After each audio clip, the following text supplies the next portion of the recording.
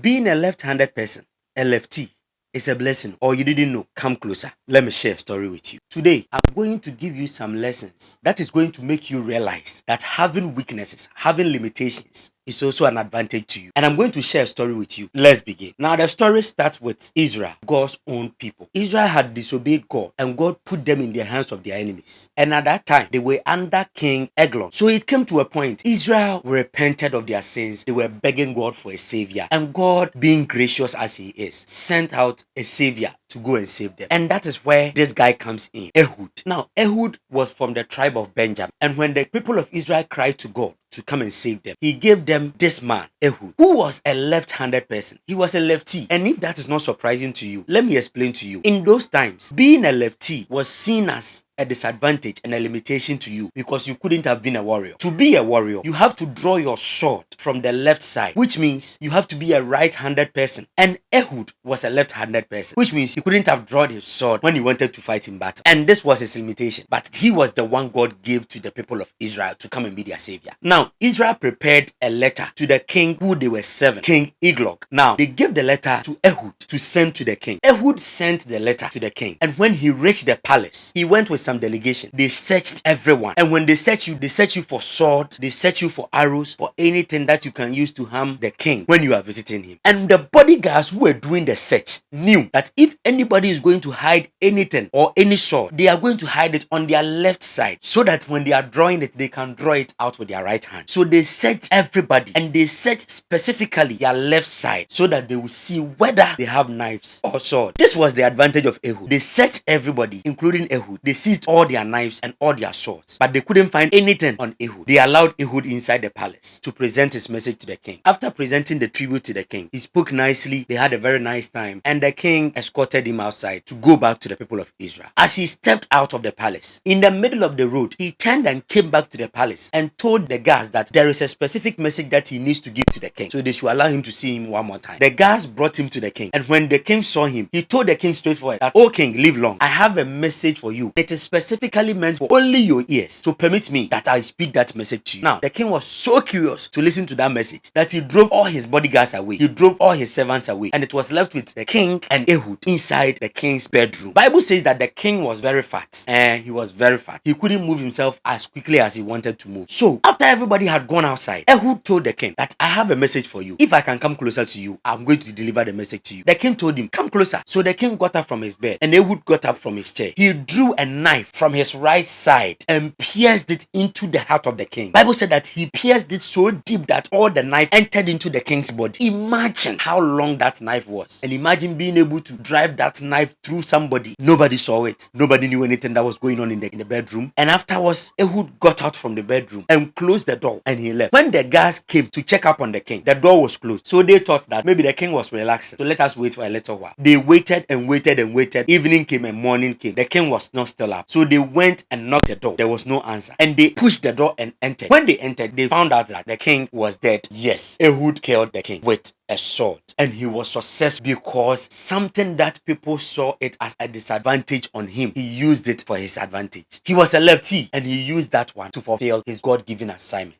Now, these are the lessons I want to give. Number one, do not feel rejected because of what you lack. Many people see themselves to be lacking so many things in life, and because of that, they place a limitation upon themselves that they are not needed in some places. You can be disadvantaged, you can lack so many things in life, but that doesn't mean that you are not useful. This guy became useful to Israel at the time they needed somebody to save them, not because he was a warrior, not because he was brilliant, not because he came from a rich family, but because he had something that none of them had. He was a left-handed. Listen, do not let anybody look down on you because you don't have certain things in life, because you are not rich, because you are not educated, because you are not married, because you have given birth, because you have a physical disability, because you have a speech problem, because you have a poor educational background, because you are poor, because of age, because of your past mistakes, because of your family background. Do not let anybody, including you yourself, look down on you because you lack something, because you can use that to your advantage. Lesson 2: turn your limitations into your uniqueness and use your uniqueness to your advantage. disadvantage. In those times, being a left-handed person was considered to be a limitation. If it was our time, we would say the person is disabled for being a left-handed person. This guy didn't allow that situation to limit him from fulfilling his dreams or his destiny. My friends, I am telling you this. Whatever weakness, whatever limitation, whatever disadvantage you have, you can turn it to be your uniqueness. You can live in such a way that even though you are disadvantaged in a way, but people will see you and still desire to have you in their lives because you did not look down on yourself, but you took advantage of your weaknesses and you turned it into your strength. Use your uniqueness as your strength because it is your strength. What makes you different? It shouldn't place a limit on your head. It should rather make you unique. And your uniqueness is what should make you influence the world. And note this, what makes you different is not your disabilities, but it is your assignment. It is the fulfillment of your destiny. So go ahead, use that. Use your disadvantages to fulfill your destiny. Number 3, your limitations can become your strategies. What am I saying? This man is a left-handed person. On the only strategy he could use in order to take a knife with him to kill the king who was oppressing them was his limitation, was placing a sword on his right side so that he can use his left hand to draw it out. And that was what people were saying, that because you are not a right-handed person, you cannot fight. And he said, no, that is my strategy, because everybody is thinking the same thing. If I'm thinking a different way, that is my strategy. People are using what you call disadvantage, what you call limitation, what you call disabilities to make them influential and popular on this earth. When we come to Ghana, you know somebody like Acrobato. What is Acrobato known for? He's an actor, but not just an ordinary actor. We have so many actors, but what makes Acrobato stand out is the size of his nose. People are saying his nose is big, but he's using the big nose as his strategy to fulfill his destiny. People say Lewen, he's not handsome. He's using his ugliness to fulfill destiny, and he's making impact in life because he's ugly. Take someone like Ajwa Smart. People like Ajwa Smart not because she's a good actor, but because she is part of this dwarfism group. I don't know how they call them, but these short people. Ajwa Smart is popular because she's an actor who took advantage of the things that people would normally look down upon. She took advantage of that and said, I am short, but I will use that as my strategy. I can go on and mention names. People use their disadvantages, their disabilities as their strategy to win in life. Do not look down upon yourself because you have a disability. Use it as your strategy, and I tell you, you are going to win, definitely.